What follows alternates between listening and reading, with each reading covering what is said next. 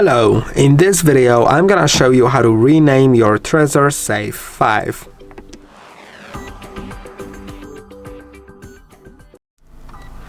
To rename it, go to Settings, then go to Device.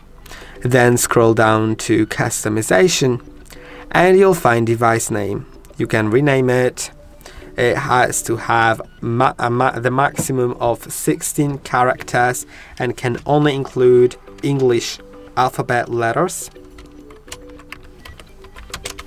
Let's see if I'll fit in the name length requirement.